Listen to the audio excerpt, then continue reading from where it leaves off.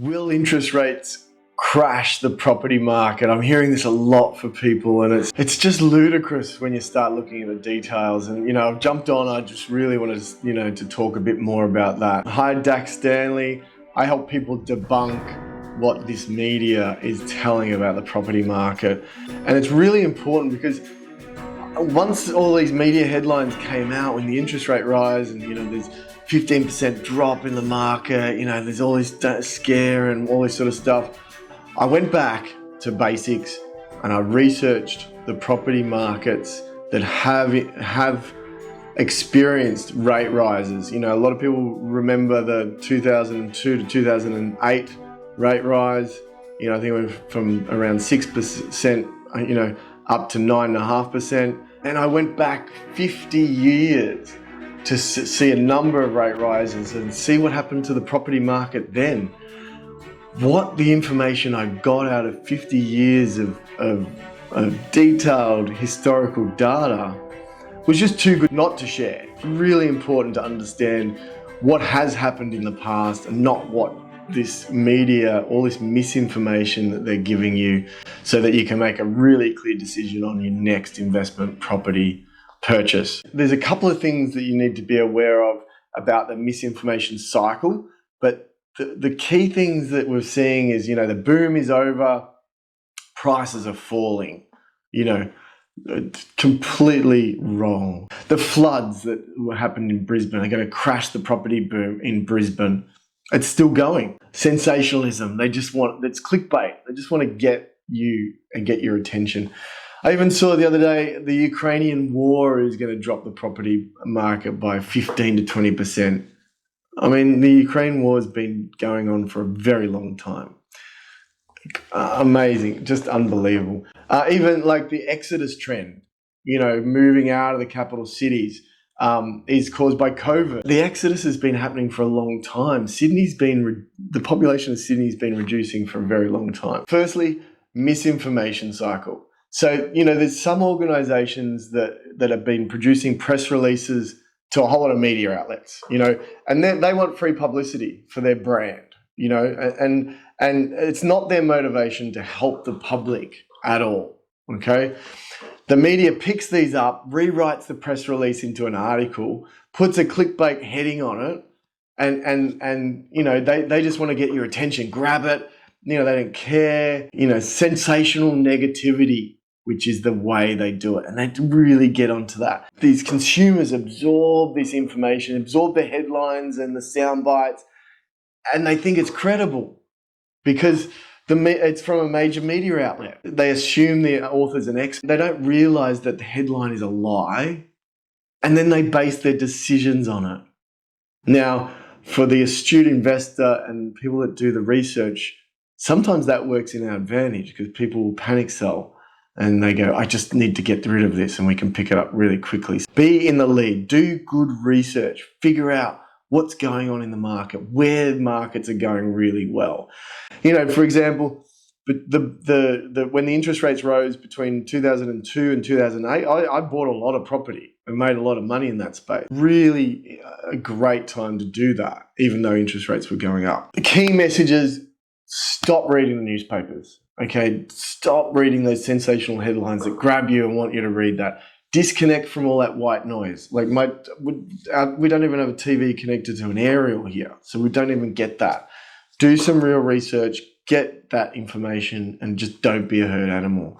So let me go back 50 years ago, okay? Some of the data we found was amazing. So a lot of older people will remember, in the 90s, we had interest rates at 17%. And right at that time when the recession hit around 1990, it was the recession we had to have. That's when the property boom stopped, okay? But having a look at it, it started 20 years ago, okay?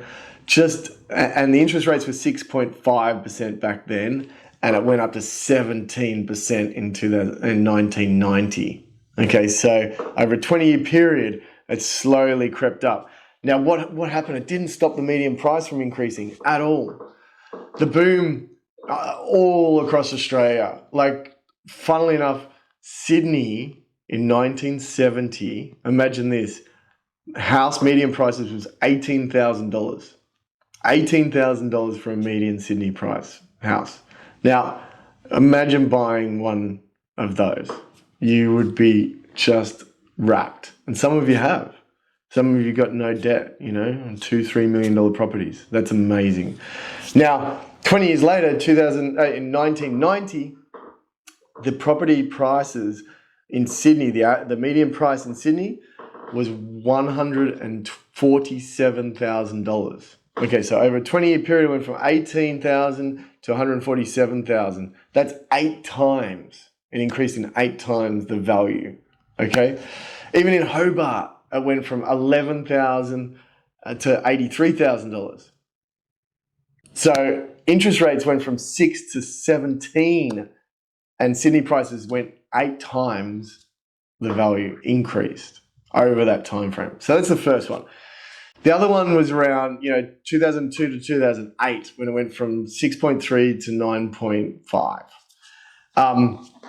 The median price in over 100 cities and towns doubled in that time frame, including 6 of the major capital cities. Okay, so looking at those stats, do you think our small interest rate rise and maybe a couple more is going to affect this boom significantly? Some of the rate rise, some of the increases around the country between 2002 and 2008, like Cairns went up 147%. Burnley and Tassie went up 199%, and Albany in WA went up the same 199% in that big rate rise between over those 6 years. Massive increases. So really, you want to do your research. You want to make sure that this is working really well. Today's market, there are some good media outlets out there that are producing some data. They're expecting, a moderate correction compared to the rapid rises in prices recently over the last 2 years. The main reason for this is they've got a mortgage book of over $200 billion.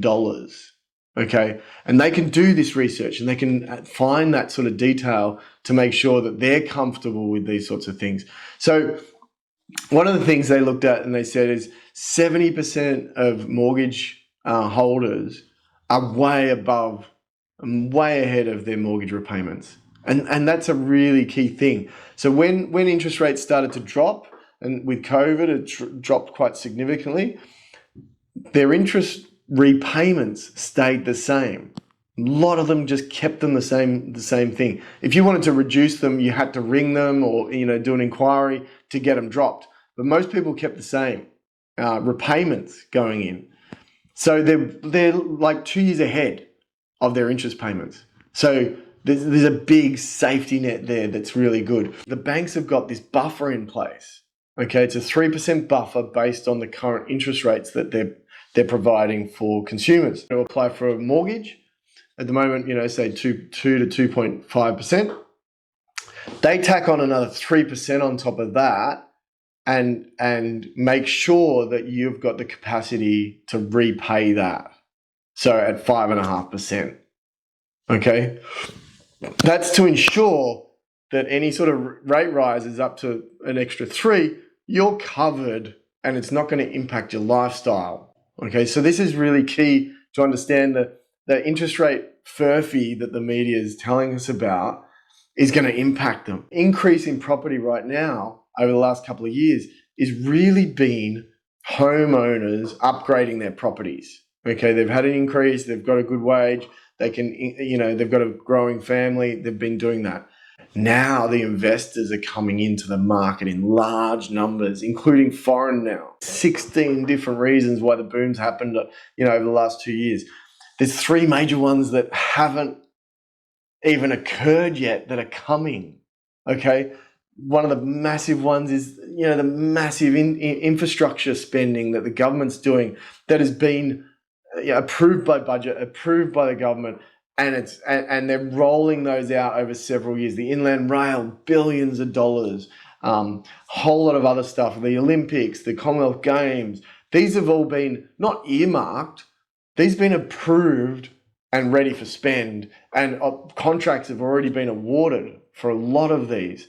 So massive spend across the country, which is just going to bring in, skilled migrants. We'll talk about that in a second. Workers into the areas. The second big one is the foreign investors. The investors are getting into the market right now. They've seen the growth. The vacancy rates are really low. 1.2 nationwide. We've got areas where buying is 0.2%. That's an amazing opportunity for investors to get in and be a landlord right now, because with no vacancies, that props up your numbers. And the last one is about reopening our international borders. I mean, look, that's just huge. All the international students will be coming back. The overseas migrations increasing. The government's increased the cap for skilled migrants. They're all coming in. Vacancy rates are really low. Lack of supply, high demand. It's the perfect storm. So look, we don't see this slowing down to all going backwards as the media being saying. So I hope that makes sense. I hope that really solidifies around interest rates, hikes, that it's not going to create a crash. ANZ Bank saying it's a slow, moderate drop from the boom that we've had over the last 2 years. It's really key for you to do your research, stop reading newspapers, stop turning on that idiot box and listening to all that white noise going on. Do your research, do quality research. 50 years. Let's see what's happened in the market, and I've shown you what that looks like. And don't be a herd animal. Just be in front of the herd. Be a leader in this, and make sure you're making the right decisions for you and your family and your generations ahead. So if this has given you any great insights, helped you along the way, I'd love you to comment below. I'd love you to give us a like, subscribe, and definitely reach out to me if you need any more information. I'd love to help you. Thank you.